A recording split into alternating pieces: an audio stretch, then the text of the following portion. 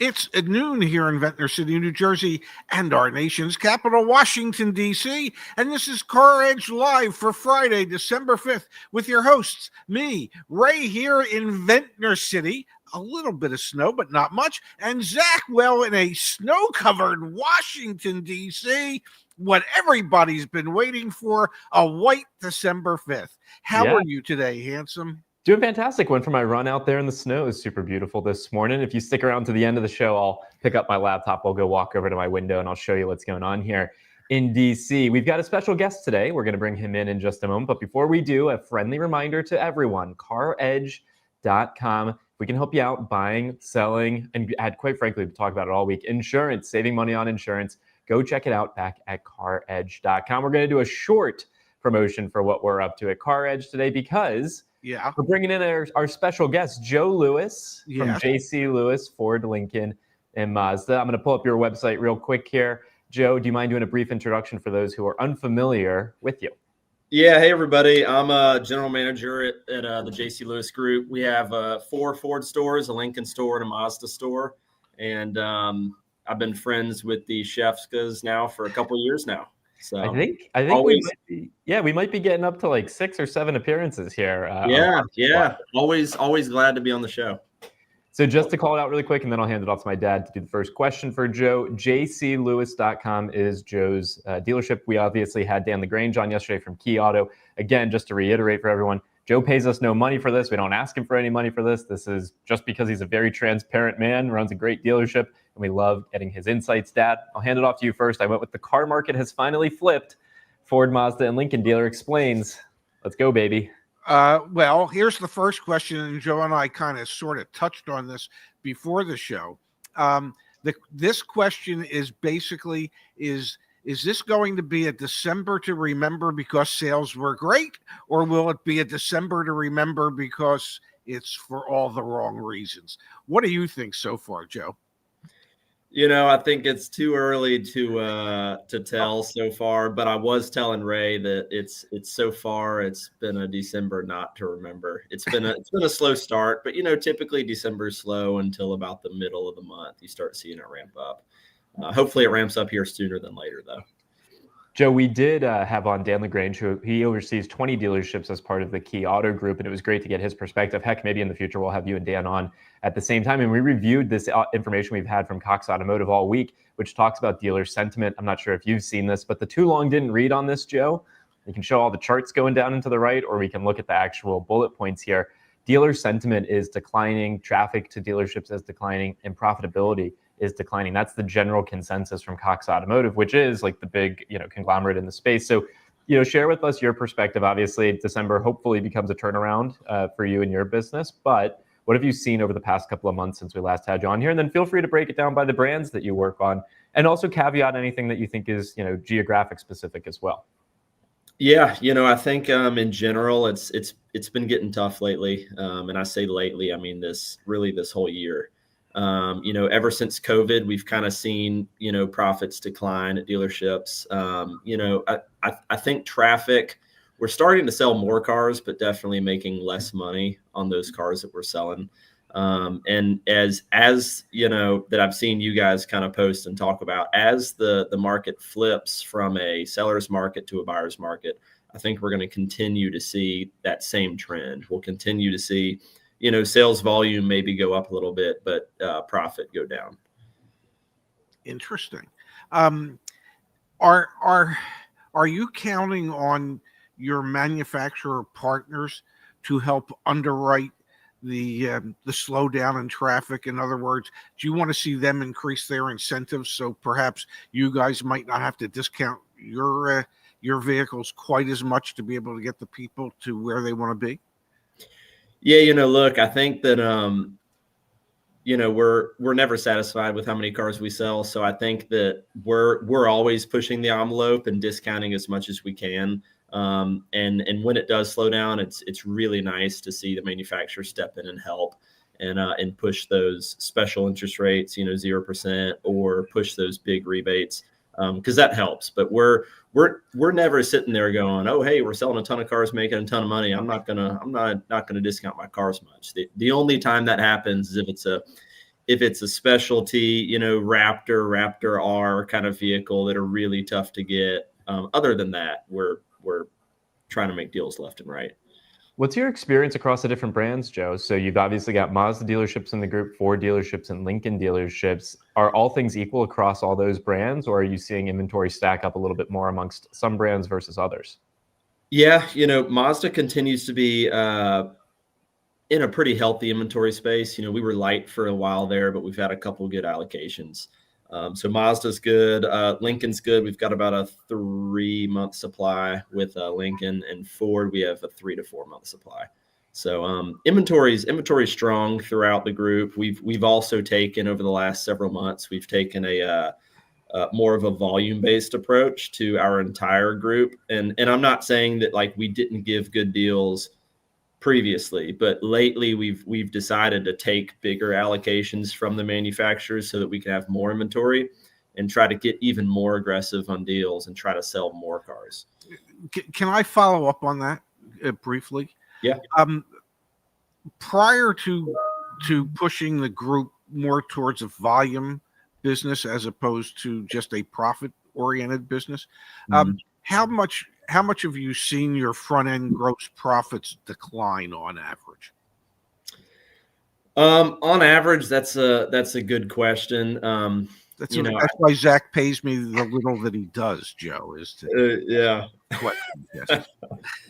You know, I mean, over an average is kind of tough to say because front-end profits are different now than what they were back in January, February.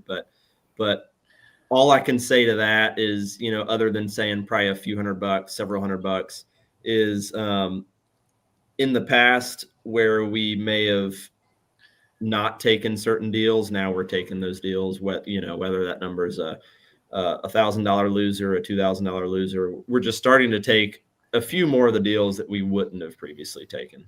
Is that because your hope is that you can make it up on the finance side of things?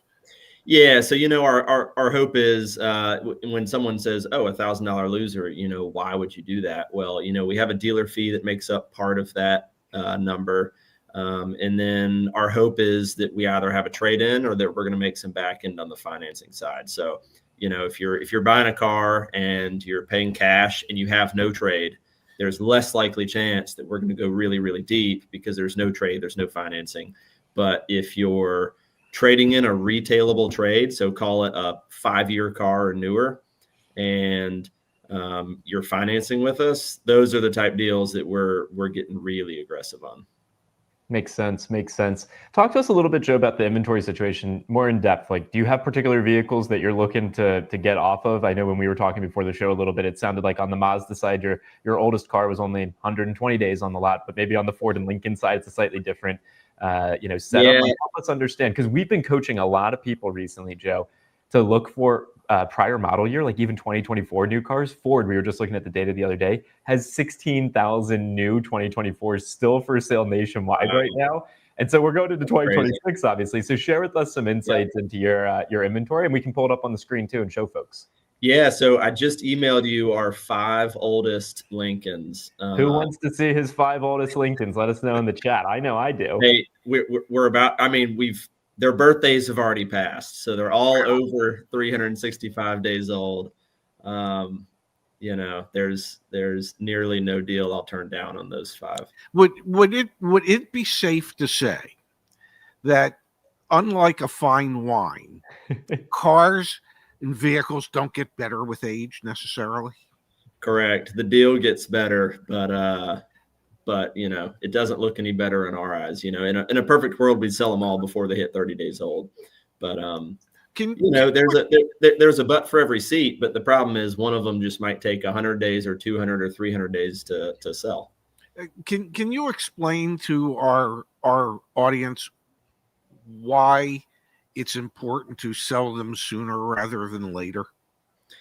Yeah, you know, it's all about floor plan, right? And so to think about it in easy terms, we pay interest on all of the cars that sit on our lot. And so the longer a car sits, the more interest we pay. Some manufacturers have programs like if you sell it within 30 days or within 45 days, you don't pay any interest on it. The easiest way to think about it is you pay less interest on a car that sits for a little amount of time, more interest on a car that sits for a long period of time. So a car like these Lincolns that are here for over 365 days, I've paid a lot in interest on those cars, and I really want to get it out of here.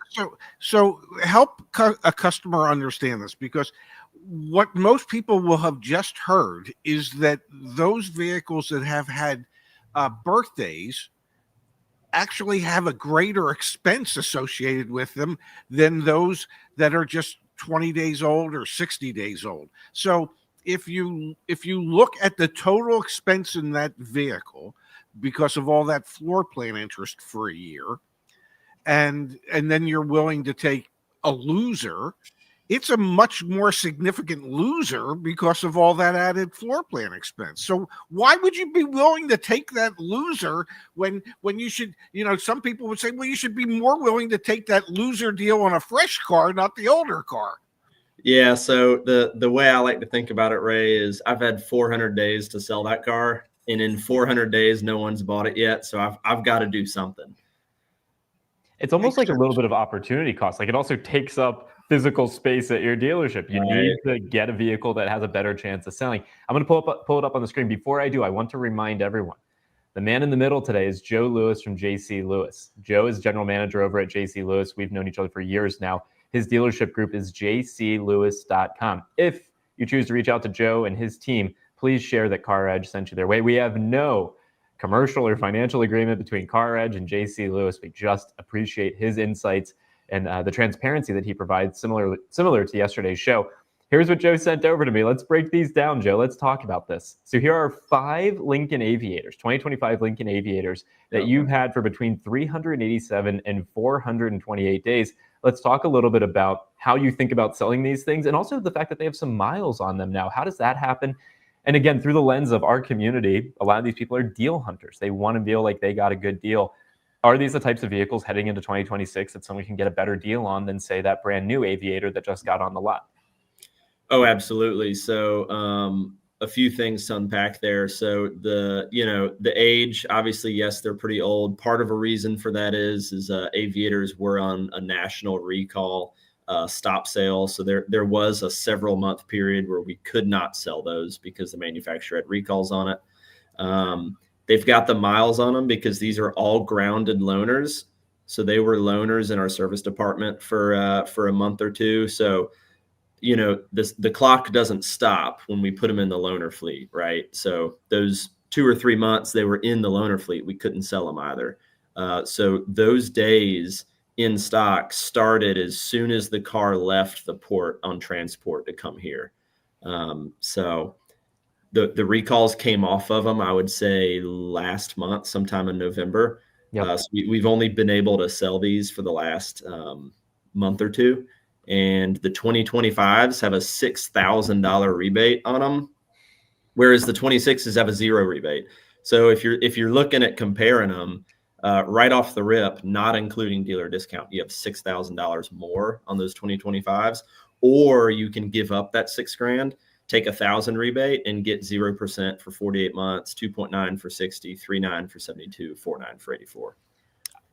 Yeah. Wow. Go for it, Dad. Well, I do have a question, because you mentioned that there had been a stop sale for a while on those vehicles. This is going to be a little bit of a touchy subject, but I'm going to ask it anyway. Ford has had 138 recalls this year. The previous record for a manufacturer for recalls in a year was 69. So they've actually doubled it. Nice.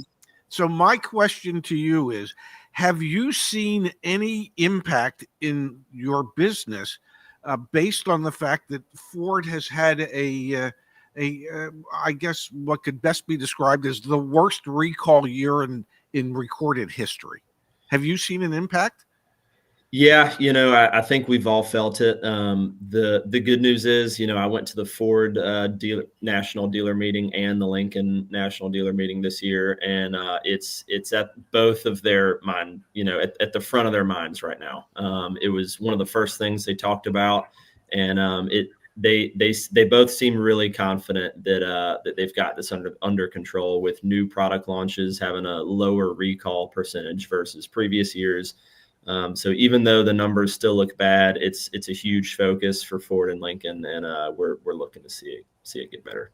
And if I may, Dad, sorry, I just want to jump back to this because I think it's really important. We've got a community member saying $6,000 is still not enough off, and I want to be very, very, very clear here. I wanted to point that one out too. Yeah, what Joe's talking about, and I'm going to shut up in a second and let him talk about, is this is the distinction between manufacturer incentive and dealer discount. This is why we preach out the door price with a breakdown of where the discount's coming from. So Joe, please speak to this, because 6,000 is not actually all you're getting off on one of the Aviators that we were talking about a moment ago. So pull that sheet up again with with my oldest Lincolns. Okay, so that top one, for instance, stock number SGL 04788. So that one's 428 days old. The MSRP is 76,850 on that car. You're going to get that 6,000 in rebate, and I can probably discount that car 6,000 to 7,000. So you're looking at call it $12,000. Well, everyone hears me say the higher number, so call it $13,000 in discount. 13,000 divided by 78. 650. We're talking about what, like an 18%? It's a 16.5% discount. So let's go. Yeah. No, but I mean, seriously, like we preach here, Joe, market dynamics as being the driver of deal making, right? It does not get any more transparent than this. Would you do that on a brand new, I don't know, Mazda that you have on your lot? Hell no. There's no chance in hell you're discounting 16.5% total. Like, this is because of the market dynamics, right? Like, that's what's driving your decision making here. Right. So no, it's 100%. If it, to your point earlier, Ray, if a brand new something that's selling really fast right now, a 25 Navigator with the jet package, the blacked out jet package, those are sitting for like 10, 20, 30 days and they're gone. Wow. Am I willing to discount that car the same bit? No, because those are selling so quick. But when I have a car that's 400 days old, part of that's because it was on recall for a while, but the other part is it's been here a long time. It must not be as popular, et cetera, et cetera, et cetera. So I need to discount it to get it out of here. Do you guys mind if we go to the chat? Sorry, Dad, to jump in. I just go right ahead. Everyone, our guest is Joe Lewis from JC Lewis. He's general manager over there. Again, there's no quid pro quo. There's no financial arrangement between CarEdge and JC Lewis. Joe just comes on every once in a while and shares his transparent insights. If you're interested in working with Joe and his team, let him know CarEdge sent you. Check it out at his website. We've got some really thoughtful contributions that have come in. This one from Blank J. Can't say that one. Thanks for the contribution.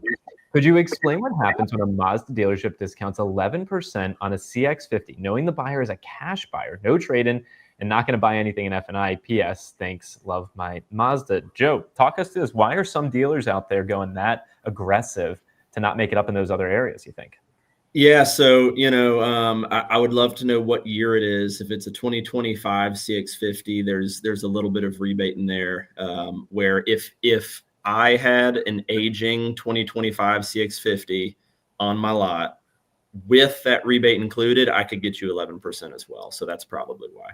All right, there you go. And may I say, even though somebody says they're a cash buyer and they say, "Oh, I would have no interest in any of the products that they're going to share with me in the finance and insurance office, the business office, when they go in to sign the paperwork," I can't tell you how many times those customers have come out and they have bought something that they had no intention of buying. So sometimes you take that short deal knowing that it's a cash deal, and the hope is that your finance manager can show enough value in some of the products that the cash buyer who was not going to buy anything suddenly sees value and buys something. So 100%. I think the point I'm trying to make is it's always a crapshoot. Right. You never really know. Yep. No, you're 100% right. It's a gamble. I mean, even with those deals where they have a trade and they're financing with us, all the right pieces are there for us to get really aggressive. There are still times where we do that deal, they finance, they buy nothing. We make the bank sends us $100 flat for taking the financing, and then we go to sell their trade and it has a bunch of issues in service and we wholesale it and we lose $5,000, or we retail it and it's a car that nobody wants and we lose $2,000 on that used car. So it's always a gamble.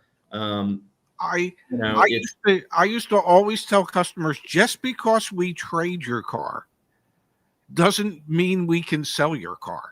Every trade-in is a crapshoot. We think we know the market well enough to know what the vehicle's worth and how quickly we can turn it.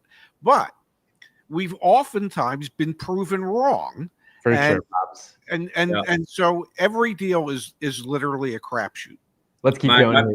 My favorite thing to do every now and then when we have a used car that's been here a really long time, can't sell it. If we ever get to the point where we're listing the car for sale for the same amount that I gave someone for a trade value, I'll always like to call that customer up and say, hey, I still got your used car. Do you know anyone that wants to buy it? I've got it listed for the same thing I gave you for it. That's funny. Yeah. So yeah, no, I mean, you're right. Sometimes you sell it really quick and you ring the bell, and other times it sits and then the market changes on it, right? So the car that was worth $40,000, if you sit on it for 3 months, now it might be worth $37,000. Yep. So it's always a risk. Everything's a risk. Absolutely. All right, going to keep moving here. We've got from G. Paul Marify. Hopefully I got that right. Thanks for the kind contribution. How will Amazon selling Ford certified pre-owned vehicles affect your used car sales? Now, Joe, this is super interesting. Obviously, you've got the Ford dealerships. My dad had a letter to the editor published in Automotive News recently saying it's kind of a non-story. It's really just more lead gen for car dealers. Do you like his take, our take, or what do you think? Is this going to really revolutionize things for you? Yeah, every NADA and GADA Georgia, dealer group meetings that I've been to, we've seen stuff like this happen for a long time, right? We've seen Hyundai try to partner with Amazon to sell cars directly, all of that kind of stuff. I don't see anything like this affecting us too badly right now. Now, over the next 10 years, maybe it does. But when I see stuff like that come up now, I don't think it will. I think, like Zach said, I think it'll be mainly a lead generation type deal. Can I ask a slightly off-topic question? Yeah. But you got to be careful here, Pops, because we don't have a ton of time. We've got more contributions to go through. Well, I'll make it quick. Carvana just bought its fourth new CDJR dealership, this one in the Atlanta area. What do you think the impact of basically a digital used car retailer will have on the industry as they continue to grow their new car franchise situation? Or do you think it'll impact it? Yeah, I mean, I think that's another one of those things that it could impact it a little bit in the next 10, 20 years. Right now, I don't know, but I do think it's the most interesting part about that, because I didn't know they bought another one, but I had heard they bought some previously. And I think what's interesting about it is you have Carvana, which is trying to be like an anti-dealership, but then they have enough confidence in an actual dealership to buy those dealerships. So I think it's, I think it's pretty ironic, but it'll be interesting, We've got here from Scott. Thank you, Scott. Appreciate this. Hey, Joe, thanks for the transparency. But can we negotiate the prices of any of your vehicles remotely? I don't like the quote, presence is power term. And I just want to follow up to this and say, we coach people all the time. Call up dealerships, email dealerships, ask for out the door price quotes. So, Joe, do you do that, or do you require everyone has to come in and negotiate and sit down with you? 100%. I actually have a rule at my stores that day one is all about trying to get the customer information, try to set an appointment, all that kind of stuff. But day two in my stores, it's mandatory that a quote's sent out. If you ask for a quote on day one, obviously we're going to send you one, but it's mandatory that we get quotes out, that we're super aggressive right off the rip. All we'll need to know, to your point, is what state, city, and zip code you plan on registering the car, because taxes and fees are different everywhere. But as soon as we have that info, we can get you our best number pretty quick. Love that. Absolutely love Me that. too. That's great. We've got one more contribution to pull up here from our dear friend of the channel, Matthew, saying the only one old Lincoln I like. Abe's been dead for a while. Hey, you know what? Different Lincolns for different folks. Again, want to thank Joe for taking the time out of his day. I'm going to pull up the website one more time, and I just want to acknowledge again, Joe takes time out of his day. There's no quid pro quo here. If we can help you out, obviously Joe's team is willing to back at jclewis.com, and obviously the work that we do back at CarEdge.com. We send customers to Joe all the time. So it's really incredible to get these insights. Any parting shots from you, Joe? Anything you want to share with our community? I've got one final question for you. Maybe my dad does too. But my question is for 2026, where do you see the car market going? We asked Dan LaGrange this yesterday. Do you see it continue to be a buyer's market, seller's market, or somewhere in between? Yeah, so I think it largely depends on the different manufacturers and what they've got going on. I think it's going to continue to be a buyer's market. I think volume is going to stay fairly steady, if not go up just a little bit in 26. But it's definitely going to continue to be a buyer's market. Lincoln, for example, we know the volume is going to go down about 20% because they're stopping production on the 26 Corsair to let Ford ramp up some production on some hybrid and electric cars. But so other than some one-offs like that with certain manufacturers, like Mazda, for instance, I see that it would either be the same or go up a little bit now that all that tariff uncertainty has kind of gone away. So yeah, I think it's going to continue to be a buyer's market, though. It's a great time to buy a car. Just be smart about it. If you want a 2026 Lincoln Aviator in this certain color and this certain trim and interior, and you don't mind paying for it, great, go for it. But if you want the deal is on the 2025 that has 4,000 miles on it. And you might not be able to get the exact color combo you want, or if you can, you may just have to look over a few different states, to find that one. But yeah, continuing to be a buyer's market for sure. My last question, credit worthiness. Have you seen any impact whatsoever in your buyers as far as their credit worthiness is concerned? Yeah, as the market tightens up, and when I say tightens up, just as it gets harder to sell cars, as people are feeling the economy and cars are expensive, et cetera, we always see credit kind of slide down, and that's mainly because the people who have the credit to buy a car are thinking, okay, maybe it's not the right time, or maybe I wait till December to buy a car, or maybe I wait for that deal. The people that don't have that credit worthiness are the ones that are just, let me buy a car. Let me try to buy a car. And, so we're seeing a good bit of that right now. Gotcha. Joe, we can't thank you enough for taking 30 minutes out of your day to share your insights with our community. We'll have to do a check-in maybe in January, hear how the end of the year went for you and your stores. And again, folks, if Joe and his team can help you out, jclewis.com. Joe, happy holidays to you and your family. Thanks for taking the time. Thank y'all. Appreciate it as always. Always good having you here. So great to have Joe on. And again, a friendly reminder, if we can assist you, obviously we do some deals with Joe and his dealerships. And again, we don't make any money on that. We serve you, our community member, but it's CarEdge.com. My dad and I, for the past 6 years, have been working on this. So great to have made some friends in the industry like Joe, who are so transparent, so open. I mean, we're getting screenshots from the DMS of his most aged units. How much more transparent does it get? It's fantastic to have access to information like this. Dad, it's Friday. And so, yes, that means one thing and one thing only. Every week. Ask Us Questions Friday? Exactly. Every week over on the CarEdge community forum, caredge.com/community, we answer questions. So let's go ahead and jump into it. Sound good? Absolutely. I'm almost quasi-prepared for this. I don't think you are prepared, but we're going to jump right in. From Kyle, first question here. I would like your opinion on the out-the-door price of this car. MSRP new was about $25,000, and I feel like only a couple $100 off a used one with 61,000 miles on the dash is unrealistic. I'm primarily looking for some advice on how to negotiate the price. In my point of view, I feel like it's hard since there are no accidents, one owner, and the body looks mint from the photos. Any tips would be greatly appreciated. So we've got a Civic Si Coupe, the original MSRP. Is that the original? It can't be the original. I mean, $25,000, and we've got a selling price with taxes and fees down of $27,000. Make it make sense, Dad.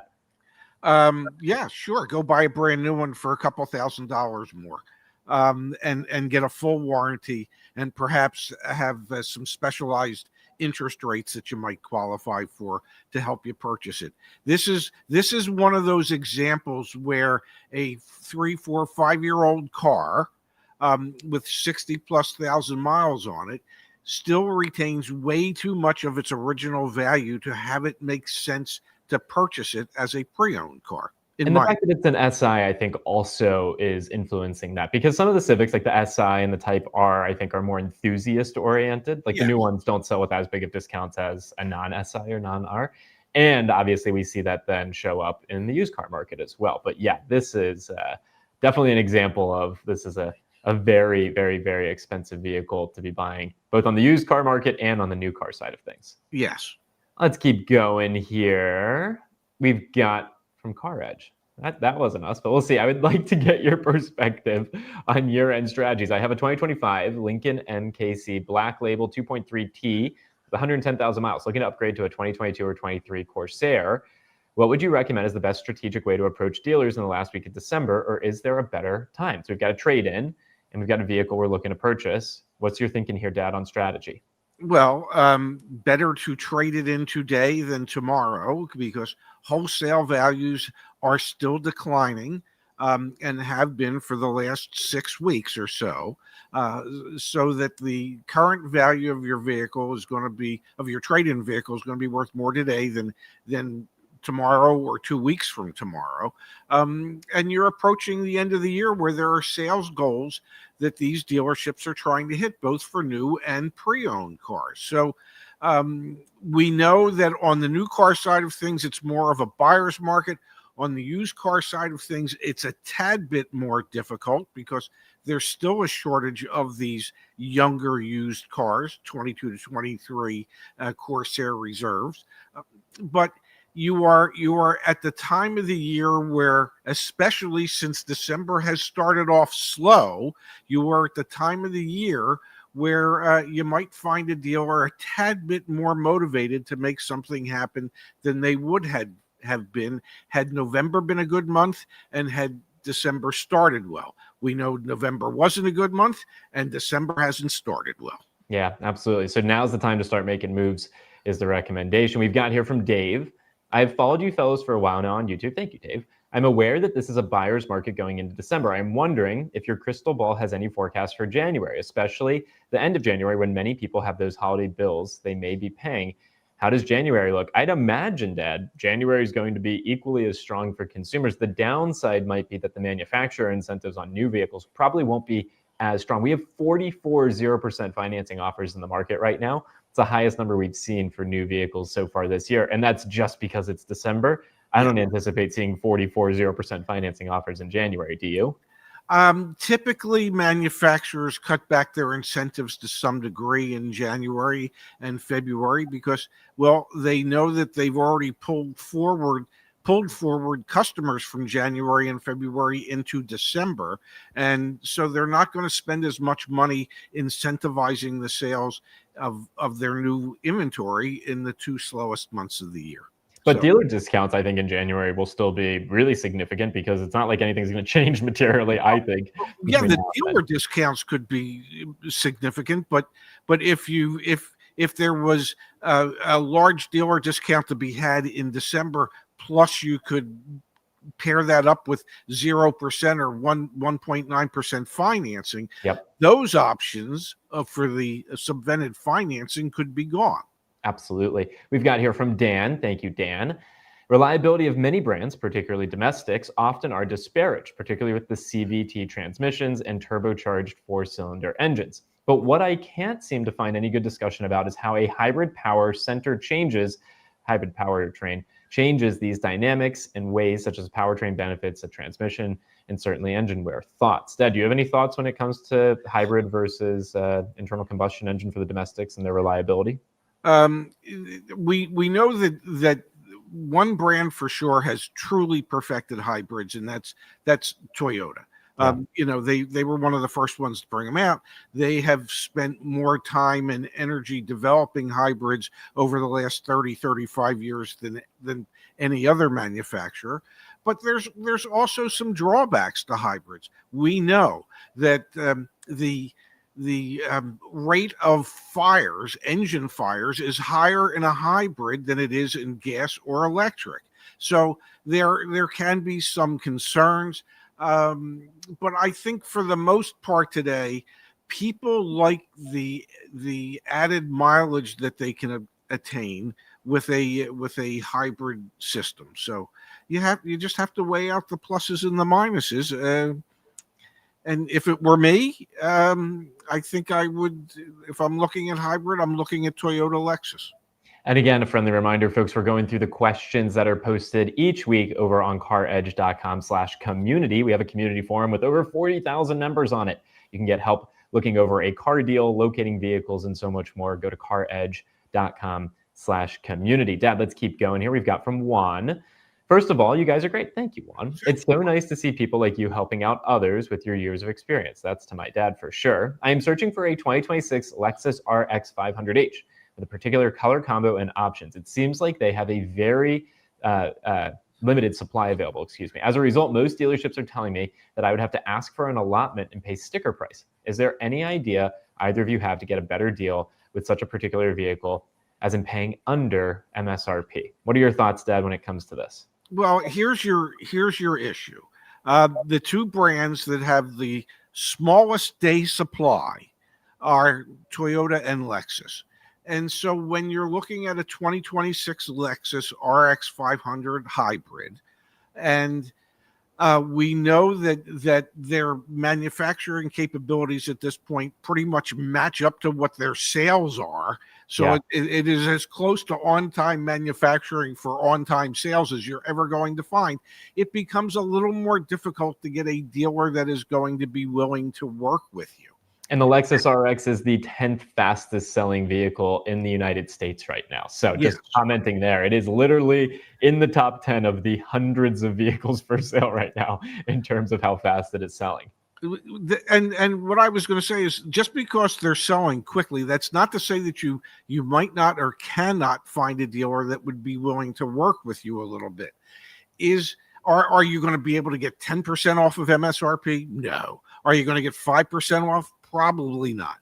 Could you maybe get 1% off? Maybe, if you find a dealer that you can develop a relationship with. It is the type of situation where you are going to have to put a deposit down on an allocated vehicle and wait for it to come in. And you're just going to have to do your best to get that dealer to want to be willing to work with you at least a little bit on the MSRP. Absolutely. Again, folks, a friendly reminder, if we can help you out with anything, CarEdge.com. In particular, we are offering $150 off our car buying service right now. From start to finish, we do it all for you. Researching, dealer outreach, test drive coordination, negotiation, paperwork review, delivery logistics, all that, and so much more. And you can get a free consultation call with our team to see if it is a good fit. Just go to caredge.com/concierge. And our team, many of these members of our team have been doing this for decades, working in the auto industry to save our community hundreds of thousands of dollars in combination, millions of dollars saved through our concierge service. So please check it out back at caredge.com. And then CarEdge Pro, the tools we use to get the best deal, that's 15% off right now. So for your do-it-yourselfers, please check that out back at caredge.com. Dad, we had a really thoughtful contribution come in from our friend Rich Diana. Good to see you, Rich. I hope this doesn't trigger Ray. The Mercedes Imperator? What a strange name for a vehicle. Here you go, Dad. Is this your new ride? And more importantly, if you got in it, do you think you could get out of it? Well, let me answer the second question first. If I got in it, do I think I could get out of it? No, I think you would be burying me in that vehicle. So I don't know if I have a big enough plot next to your mother's grave site for you to bury me in that damn car. But yeah, what an interesting looking automobile. Yeah, it doesn't trigger me. It looks like the perfect vehicle for Rich. and something that could be compelling for me once I'm dead. Yeah. Yeah. Love that. Don't think my gravesite is big enough for you to bury me next to your mother. I don't think it is. Exactly what I wanted to think about. Yeah, yeah. I think we would have needed a triple, not a double. All right, we've got a snow day here in Washington, D.C. Does anyone want me to walk over to the window and show you how beautiful it looks outside? Yes, no? Dad, do you want to see? Sure, absolutely. I think the world needs... My apartment's such a freaking mess right now. That's why I got to be really strategic. People the mess. Yeah, I got to be really strategic. Okay, we're walking like this. Keep it very close. Yeah. They can't tell there's a mess. Did you make your bed today? Dude, I haven't done anything. Oh, my. There we go. Wow. That one. It's kind of white out there. Yeah, we got a lot of snow, man. Yeah. It's very beautiful. Very, very beautiful. Yeah, we should do a little apartment tour one day. I could show everyone all my dad memorabilia that's around my apartment. But anyway, we'll save that for another day. Yeah, I think we should, unless you want to lose the audience instantly. No, not instantly. I would like to lose them over time. Just kidding. We are nothing without our community. We appreciate everyone being a part of our community. All right, folks, if we can help you out with anything, check it out, caredge.com. Again, a huge thanks to Joe Lewis from JC Lewis. And Dad, enjoy the upcoming weekend. I've got some fun plans, so I hope you do as well. And can't wait to be back with you on Monday. Yeah, my plans are laundry, change the sheets on my bed, and eat too much. We have similar but such different weekends. I love you, Dad. Enjoy. I love you too, handsome. See you all back here Monday. And as I like, my friendly reminder, tell a friend to watch with you.